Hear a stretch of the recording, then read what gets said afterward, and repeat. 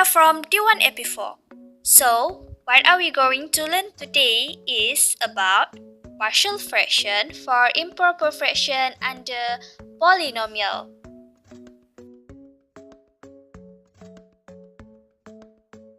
In polynomial has subtopic there is partial fraction.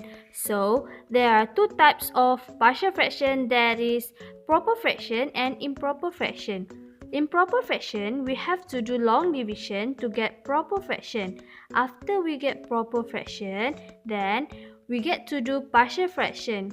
Partial fraction just use Rx over dx, which is remainder over divisor. Then other types of partial fraction is proper fraction. For proper fraction, there are non-factorized quadratic, repeated factor, and linear factor.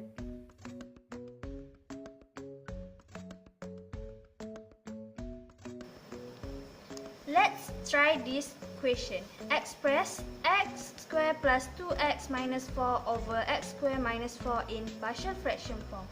First, check the equation given whether it is improper fraction or proper fraction. Since the degree of the numerator and denominator are the same, therefore, divide the numerator by denominator, which also called as long division before expressing as partial fraction.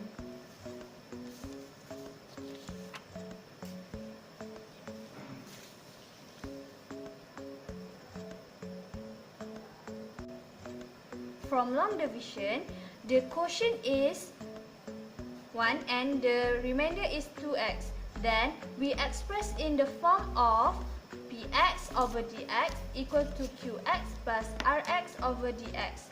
We perform the partial fraction to rx over dx, and x squared minus 4 can be factorized to x plus 2, x minus 2.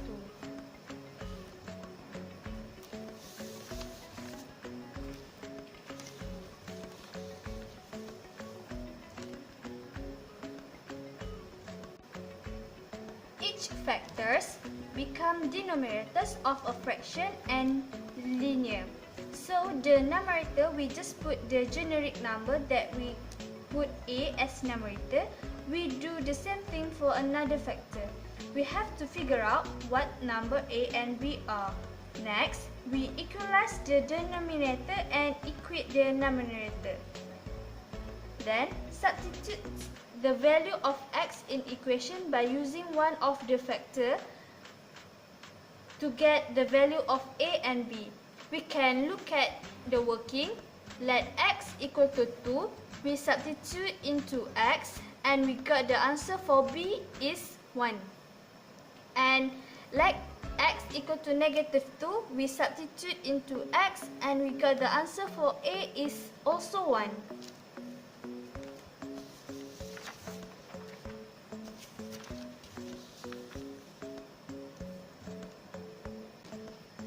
We put the value a and b in the equation of partial fraction.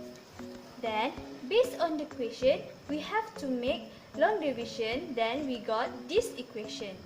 Then, we will use this to obtain value a and b by using partial fraction. After we get the value a and b, we write the final answer in this form.